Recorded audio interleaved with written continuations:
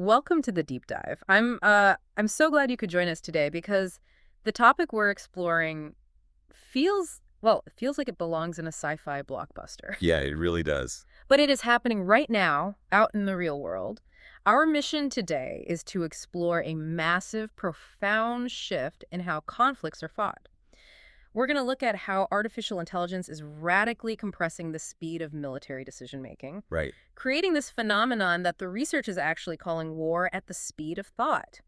And to do this, we've got a fascinating stack of sources for you. We do. We're pulling from official military doctrines, deep dive research papers from the RAND Corporation and the Modern War Institute, and some incredibly detailed frontline reports from the ongoing USA-Iran-Israel war. Yeah, it's a lot of intense material. It is. Basically, we're going to see how software is quite literally reshaping the modern battlefield. But before we jump into all that tech, Yeah, it's really essential to establish some ground rules for you, the listener. good point. The sources we're unpacking today contain highly politically charged content.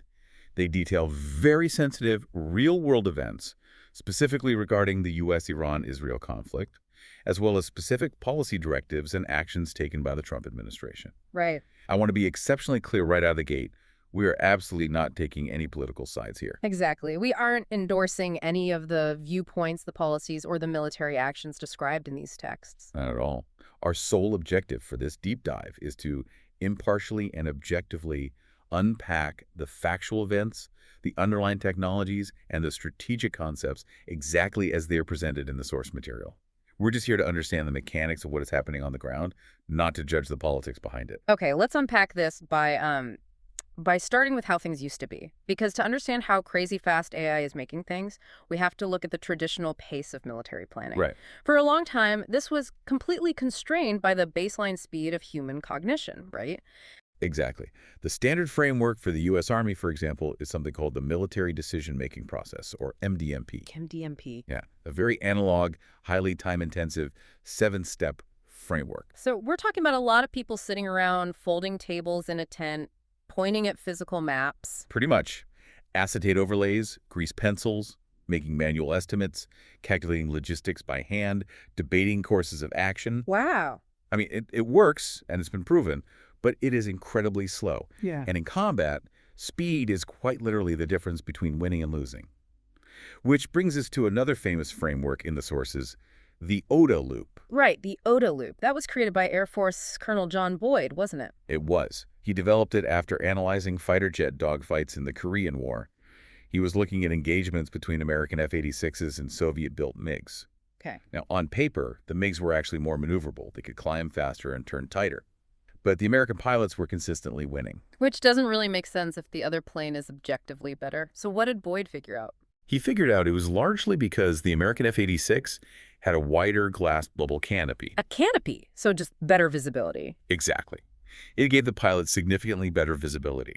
The pilot could see the enemy faster, process that information faster, and react faster. And that became the ODE loop. Observe, orient, decide, act. Observe, orient, decide, act. Yeah. Boyd's core theory was simple. Whoever cycles through that loop the fastest wins the fight. That makes total sense. You see the threat, figure out what it means, make a choice, and pull the trigger before the other guy even knows you're there. Right.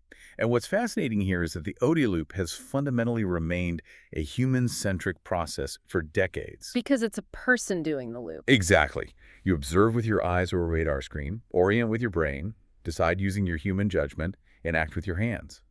But what the sources highlight is that artificial intelligence is radically compressing this entire cycle. Because it removes the human bottleneck. Precisely. The phases of the ODE loop are being ripped out of the physical and human cognitive domains and pushed entirely into the purely informational domain. The digital realm. Yes. We're talking about AI algorithms operating at what the military calls the tactical edge.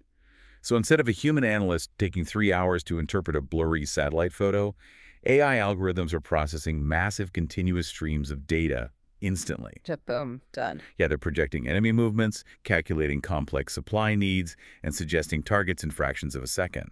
The machine is orienting and deciding far faster than humanly possible. And the sheer scale of this is staggering. To actually handle this new speed, The notes mention the Pentagon is building something called Joint All-Domain Command and Control, or JADC2, Right. along with something called the Advanced Battle Management System. Yeah. Now, that is a lot of military alphabet soup. It is a lot of acronyms.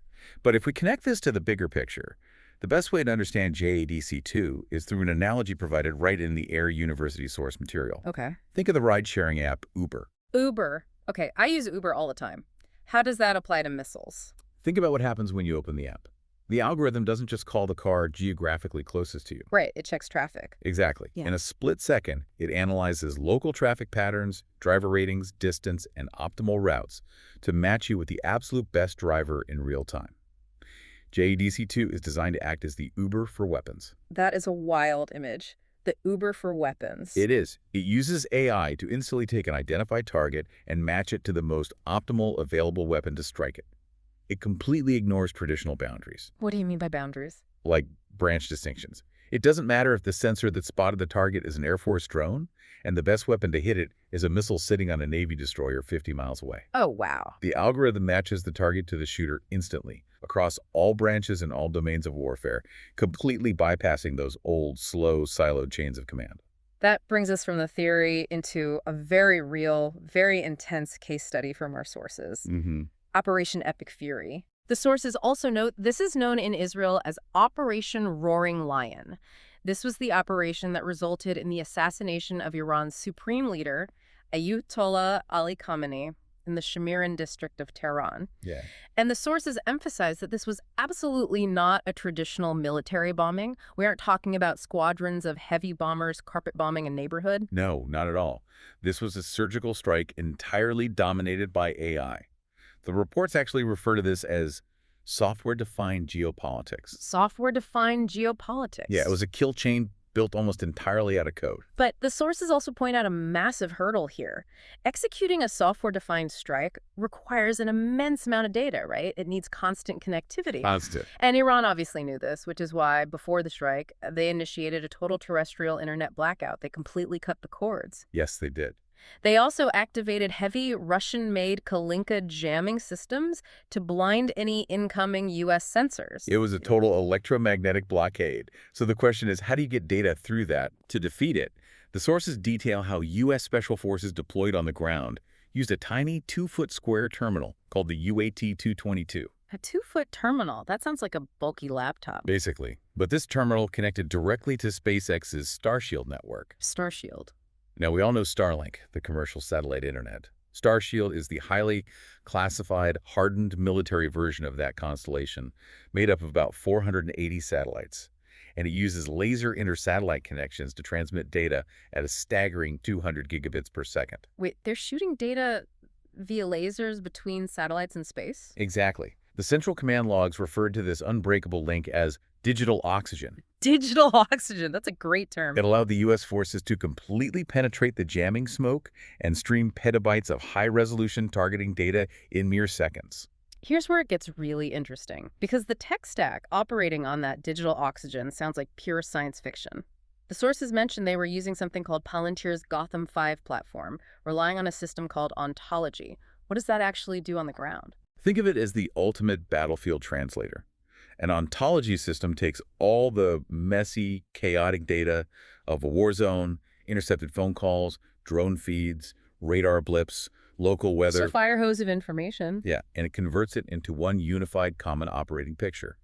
It essentially creates a real-time digital twin of the battlefield, where targets are clearly mapped out for commanders. And they don't just deploy the software, right? The notes talk about Palantir deploying FDEs, forward-deployed engineers. Are we talking about software developers in a combat zone? That's exactly what it is. Picture a software programmer, but instead of sitting in a Silicon Valley office, they're wearing a tactical Kevlar vest embedded directly with combat units. That is surreal. As the target in this case, Khamenei was moving in Tehran, these embedded engineers were rapidly coding real-time updates to the satellite scheduling logic to keep a continuous lock on the bunker. That's incredible. And the execution of the strike itself, I read a phrase in the sources that made me do a double take. Mid-air brain transplants. What in the world is a mid-air brain transplant for a drone? It sounds wild, but it's a real capability.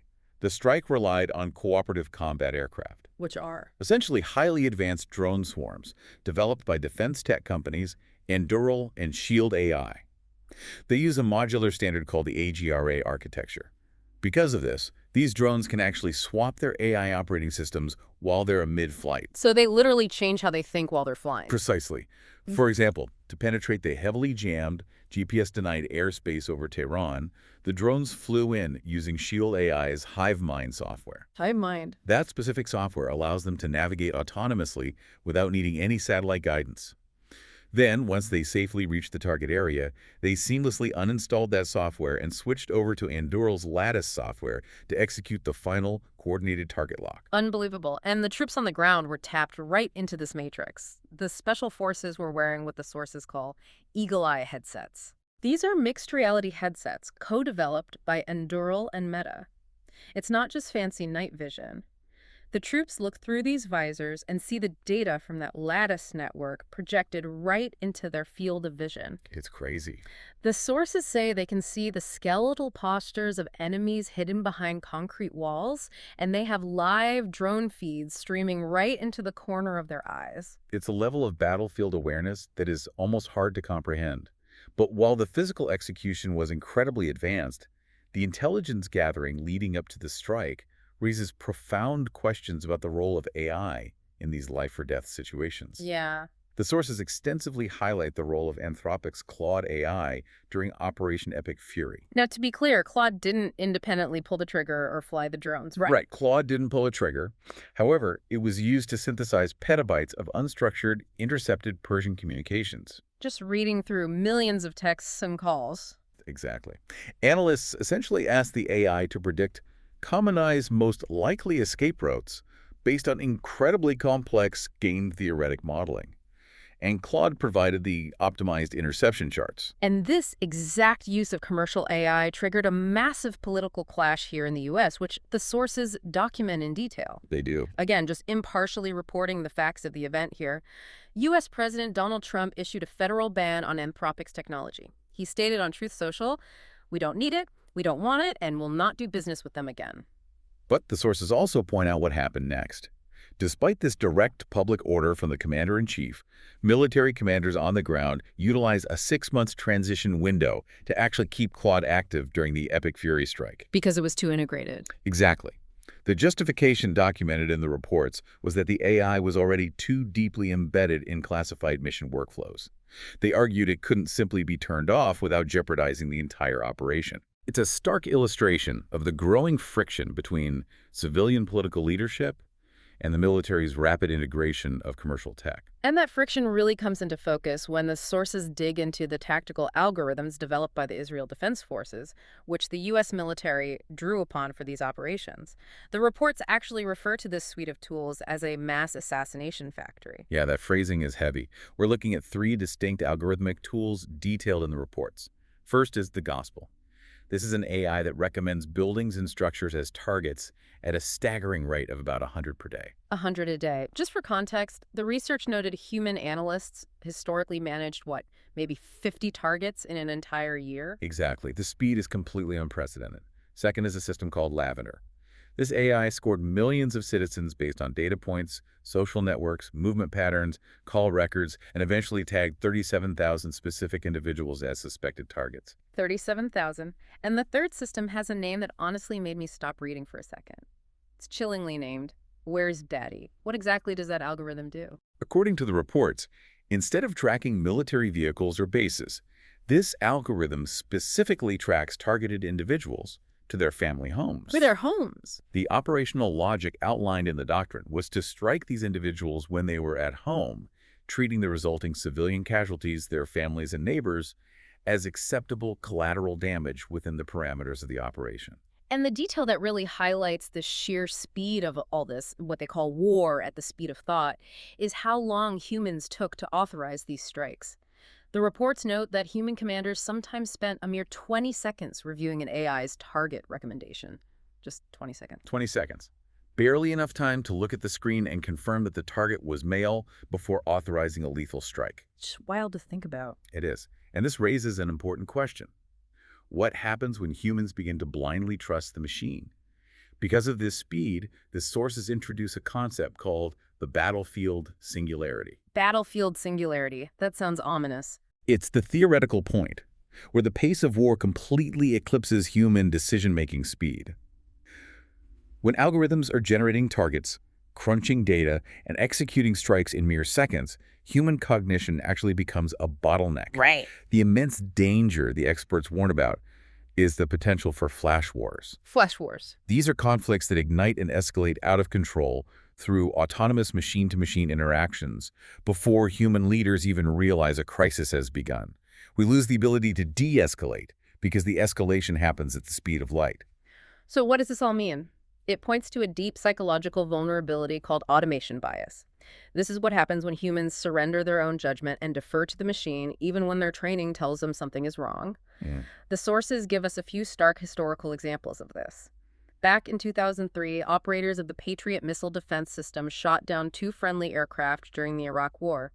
The human operators had the final say, but they trusted the flawed radar automation over their own situational awareness. We see it in the civilian world today with fatal Tesla autopilot crashes, where drivers stop paying attention because the machine seems flawless. And on a strategic level, we saw it with the Soviet Union's Vir system in the 1980s. It was an early computer model designed to predict a U.S. nuclear strike, but it created a feedback loop of biased data that actively amplified Soviet paranoia, bringing the world dangerously close to war. Right. To truly understand the danger of automation bias, the sources contrast those failures with a moment where a human actively resisted the machine. This is the Stanislav Petrov story, right? It is. In 1983, a Soviet officer named Stanislav Petrov was on duty monitoring the Oko satellite early warning system. The automated system suddenly flashed red, reporting with the highest confidence that the United States had launched 5 intercontinental ballistic missiles. Highest confidence. The sirens were blaring, the screen literally said launch and missile strike. Talk about a high-pressure situation. If Petrov had suffered from automation bias, he would have immediately reported the strike to his superiors, likely triggering a retaliatory nuclear launch in World War III. But he didn't. He waited. He ignored the machine because, as he later said, he had a funny feeling in his gut. He applied human context.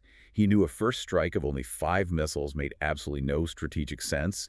He saved the world because he actively chose to doubt the algorithm. That brings up a terrifying concept the sources call the always-never dilemma, specifically regarding nuclear weapons. Militaries face this impossible paradox. Nuclear weapons must always be ready to launch at a moment's notice to ensure deterrence, but they must never be launched accidentally or without authorization. It's an incredibly delicate balance. And AI vastly complicates this dilemma. If a nation begins to fear that its adversary is using ultra-fast AI to track its nuclear submarines or its mobile missile launchers, meaning their second strike capability might be vulnerable, they might panic. Sure. To ensure they can still retaliate, they might choose to recklessly automate their own nuclear command and control. Take the human out of the loop entirely. Exactly. The sources reference rumors of the Soviet dead hand system, known as Perimeter.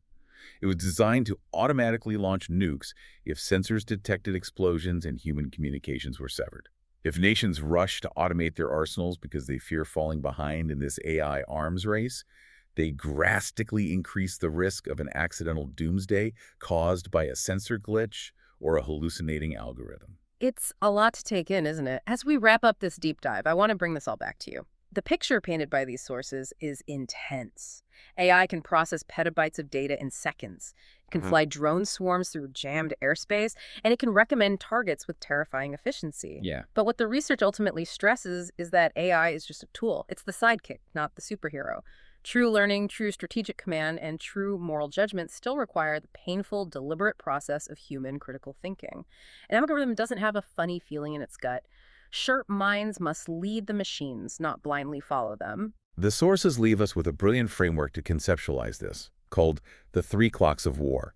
Today, the military clock is spinning at lightning speed, driven by AI that compresses planning and execution into mere seconds. All right. Meanwhile, the economic clock is strained, struggling under the weight of producing highly advanced tech and managing vulnerable supply chains. But the political clock, the time it takes to actually win the consent of the people, to justify a conflict, and to ultimately quell human anger and achieve lasting peace, remains incredibly slow. AI has absolutely no ability to speed up the political realities of human nature. And that leaves us with a final, provocative thought for you to explore on your own. If artificial intelligence makes executing a surgical strike as frictionless, remote, and casualty-free for the attacker as simply clicking a button on a screen, does the political threshold to start a conflict become dangerously low? If we develop the capability to wage war at the speed of thought, will we completely lose the time required to think about whether we should? Thank you so much for joining us on this deep dive. As always, keep reading, keep thinking critically, and keep questioning the world around you.